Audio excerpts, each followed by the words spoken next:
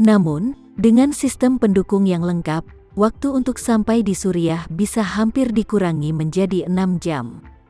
Perbedaan 18 jam tampaknya tidak menjadi masalah besar di waktu normal. Ini tidak lebih dari perbedaan antara tiket pesawat dan tiket kereta kulit berwarna hijau. Namun dalam menghadapi peristiwa yang sangat penting, 18 jam ini bisa menjadi awal yang baik. Ada terlalu banyak hal dan terlalu banyak hasil yang bisa diubah. Saat helikopter turun, tiba-tiba Tamarenza menerima telepon dari Erik Hartono. Begitu telepon dibuat, Erik berkata dengan panik, "Tamarenza, ketahuilah bahwa sesuatu yang serius terjadi pada Melba." Tamarenza buru-buru bertanya, "Paman, jangan khawatir, dan bicaralah perlahan, apa yang terjadi dengan Melba?" Erik Hartono berseru, "Aku baru saja menerima pesan dari seorang teman setempat bahwa operasi militer pemerintah gagal hari ini. Pasukan yang mereka kirim dikepung oleh oposisi. Lebih dari 1.000 orang tewas atau terluka, dan hampir 100 orang ditangkap. 8 pemuda Amerika termasuk Melba." "Apa?" Tamarenza tiba-tiba berseru, "Apakah pesannya sudah dikonfirmasi?" Erik Hartono berkata dengan gugup, "Itu telah ditentukan. Sekarang pasukan pemerintah sedang bersiap untuk melancarkan pembalasan militer. Tetapi oposisi telah mengatakan kepada pasukan pemerintah dan kedutaan besar Amerika Serikat untuk membayar 80 miliar dolar Amerika Serikat sebagai tebusan. Jika tidak, 8 dari mereka termasuk Melba akan dieksekusi." Tamarenza bertanya dengan tergesa-gesa, "Apakah kedutaan besar Amerika menyatakan posisinya?" "Aku telah mengungkapkan pendapatku." Erik Hartono menghela napas dan berkata, "Juru bicara mereka mengutuk keras tindakan oposisi, dan mereka mengatakan bahwa mereka tidak akan menerima ancaman oposisi, dan menuntut oposisi harus membebaskan sandera. Jika tidak mereka akan melancarkan serangan militer terhadap mereka." Nada suara Tamarenza tidak bisa membantu menjadi serius, dan berkata, "Jika ini masalahnya, kemungkinan akan membuat marah pihak lain." "Ya," Erik Hartono mengertakkan gigi dan mengutuk, "Temanku kenal orang-orang di kedutaan besar Amerika. Mereka sebenarnya tidak peduli dengan kehidupan 8 anak muda ini. Dan mereka sama sekali tidak bersedia membayar tebusan, karena mereka telah membuat banyak musuh di Timur Tengah selama bertahun-tahun. Setelah kompromi ini dibuat, aku tidak tahu berapa banyak orang yang akan mengikuti, jadi mereka ingin mencegah hal ini terjadi lagi." Berbicara tentang ini, Erik Hartono tersedak dan berkata, "Pihak oposisi juga sangat marah atas sikap kedutaan. Mereka berkata bahwa mereka akan memberi waktu 6 jam. Setelah 6 jam, satu akan dieksekusi setiap setengah jam." "Melba, aku takut kali ini terlalu buruk." Tamarenza buru-buru menghibur, "Paman Erik, jangan khawatir tentang itu."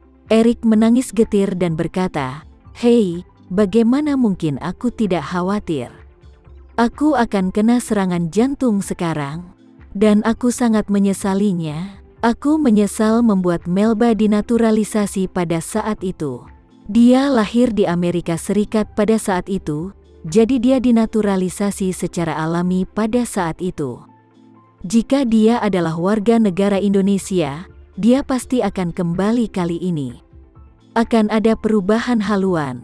Sayang sekali dia, teman sekelas, dan teman-temannya semuanya orang Amerika." Tamarenza buru-buru berkata, "Paman, jangan khawatir, apalagi jangan terlalu pesimis. Aku akan segera berangkat ke Suriah. Aku pasti akan menemukan cara untuk menyelamatkan putri aku. Kamu bisa menunggu kabar baik dari sisiku." Erik Hartono tidak pernah bermimpi bahwa Tamarenza sudah siap untuk pergi ke Suriah. Dia awalnya tidak menelepon Tamarenza untuk meminta bantuannya, karena dia merasa Tamarenza tidak bisa banyak membantu. Bagaimanapun, putrinya sekarang berada 6 hingga 7.000 kilometer jauhnya di Suriah, dan dia terlalu terlibat dalam konflik bersenjata. Dalam hal ini, bahkan tentara pemerintah Suriah pun tidak dapat membantu, sehingga ia tidak pernah menyangka bahwa Tamarenza dapat membantu. Erik Hartono menelepon Tama Renza ini terutama untuk memberitahunya situasi terkini.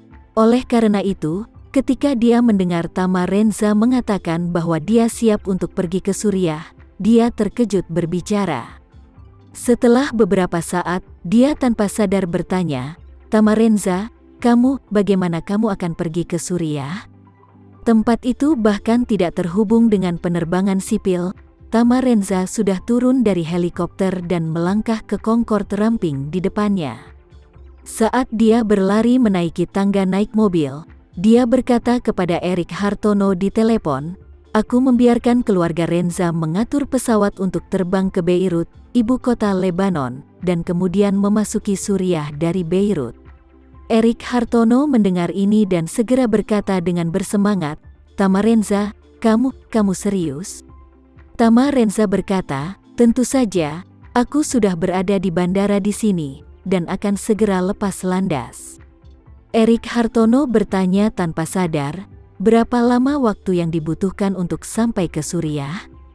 Pihak oposisi akan mulai membunuh sandera dalam beberapa jam. Aku khawatirmu akan membuangnya sejauh ini, tetapi pada akhirnya, kamu masih tidak bisa mengejar. Tama Renza berkata, "Aku meminjam Concorde milik keluarga Renza, dan aku bisa sampai ke Beirut tidak lebih dari 4 jam. Selain itu, aku juga meminta keluarga Renza untuk mempersiapkan sumber daya dan kontak di sana.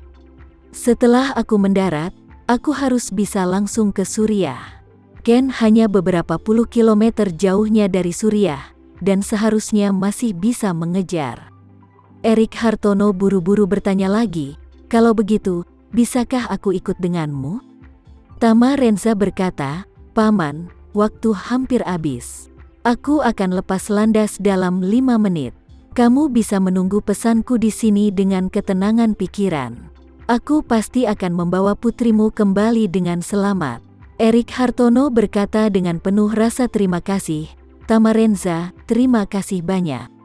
Setelah berbicara, dia bertanya lagi, "Tama Renza, bagaimana rencanamu untuk menyelamatkan Melba ketika kamu tiba di Suriah?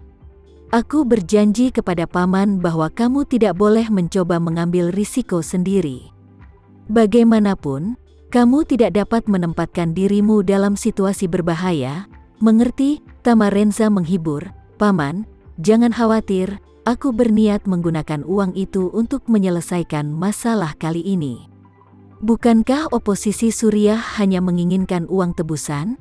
Jika kedutaan Amerika Suriah tidak mau memberikannya, maka aku akan memberikannya.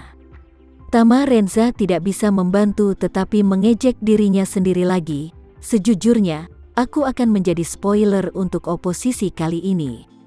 Tidak peduli seberapa sialan, mereka bahkan tidak bisa membiarkan dewa kekayaan tidak melepaskannya, kan?